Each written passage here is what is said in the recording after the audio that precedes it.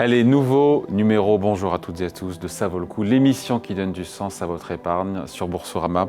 Avec aujourd'hui cette question, le climat est-il désormais un critère d'investissement boursier? On en parle avec vous. Laurent Morel, bonjour. Bonjour David.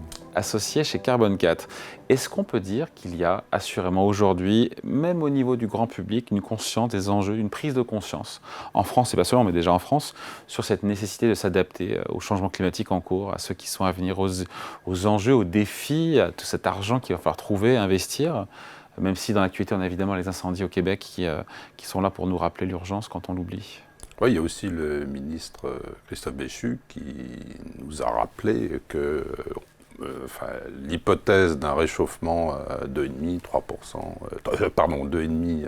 ou 3 degrés était envisageable et qu'il fallait se préparer à cette éventualité. Donc oui, je pense qu'à la fois du côté des pouvoirs publics et du côté du grand public, cette prise de conscience est là et du fait qu'il va falloir agir. Alors, est-ce que c'est une affaire d'investissement? C'est une affaire d'investissement certainement, c'est une affaire déjà d'investissement des gens eux-mêmes, de se projeter dans ces nouveautés, d'envisager des nouvelles façons de travailler, d'envisager des nouveaux jobs, d'envisager effectivement d'investir pour reconstruire l'économie.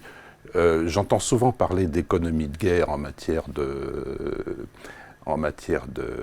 réchauffement climatique. Je pense pour mieux comprendre ce dont il s'agit, il vaut mieux parler, et c'est plus positif à mon avis, d'une économie de la reconstruction, puisqu'il s'agit effectivement de reconstruire une économie en s'affranchissant désormais des énergies fossiles qui nous ont portés pendant plus d'un siècle. Bon, il y a le monde politique, après il y a aussi le grand public. Est-ce que le grand public a conscience ou pas de ces enjeux? De plus en plus. Nous observons, nous, une prise de conscience au niveau du grand public depuis environ 2 ans, très réelle. Les gens sont plus conscients de ce qu'ils consomment, de ce qu'ils mangent, ils font plus attention à la façon dont ils voyagent, ils ont plus de préoccupations quant au chauffage ou de leur bâtiment, etc. Donc oui, la prise de conscience est générale. Maintenant, les gens ont besoin d'être guidés pour savoir quoi faire. Et on a le mode d'emploi, on l'a à peu près, non? Le mode d'emploi pour éviter un désastre écologique, même si on sait que pour des sociétés comme les nôtres, qui sont largement carbonées, ça ne se fera pas d'un claquement de doigts. Sûrement pas, mais effectivement, on a un plan, on a des plans, et on sait qu'il faut décarboner la production d'énergie, on sait qu'il faut faire un peu de sobriété, sans renoncer à l'essentiel, il faut faire de l'efficacité énergétique, et on documente à peu près bien ce qu'il faut faire pour ce qui concerne les grands besoins de l'humanité qui sont au fond les raisons premières des émissions, qui sont la façon dont on se nourrit, la façon dont on habite, la façon dont on se déplace. Oui, effectivement, tout ça est documenté.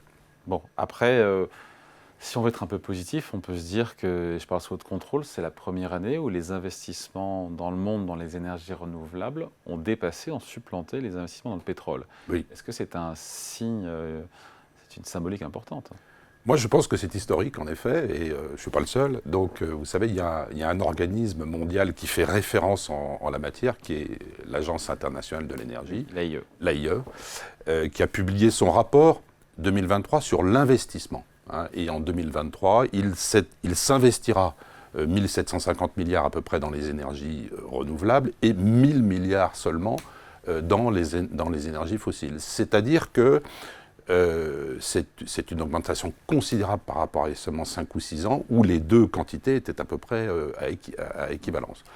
Pour le seul investissement dans le solaire à 500 milliards d'euros cette année, l'AIE annonce, et ça c'est assez symbolique, que ça sera plus important que l'exploration pétrolière. Après, je reviens, l'environnement est important, le contexte est important, et je reviens à la question, comment le climat doit être désormais un critère d'investissement? Moi, je m'interroge, notamment pour les particuliers qui nous regardent, est-ce qu'ils se disent, bon, tiens, je vais acheter cette valeur-là ou cette valeur-là pour le mettre dans mon portefeuille. Est-ce que, comment je prends en compte le climat, quelle info je peux avoir, comment je la comprends cette information, c'est compliqué.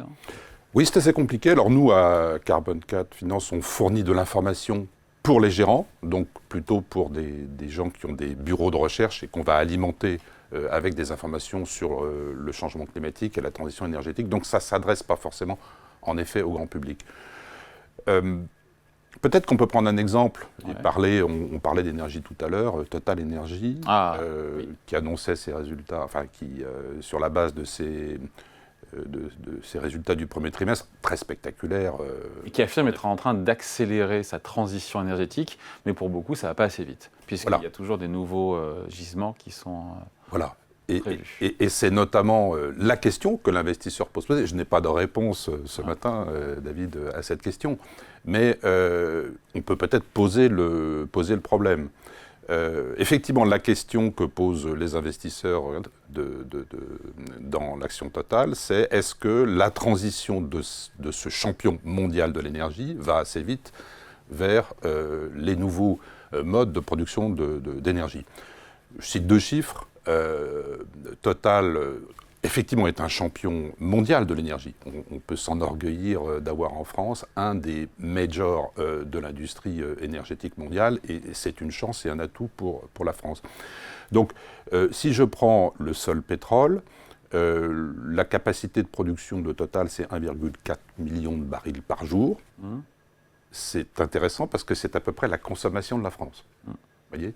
Mais si je prends la production électrique, Total revendique environ 30 TWh de production annuelle, alors que la consommation de la France, c'est 500 TWh. Donc vous voyez bien que c'est un champion national pour le pétrole, ça ne l'est pas encore pour la production électrique. Or, si on pense qu'effectivement, on décarbone l'énergie et qu'on va du fossile vers l'électrification, eh bien Total a un enjeu très important pour rester un champion national de l'énergie, de se convertir à l'électrique.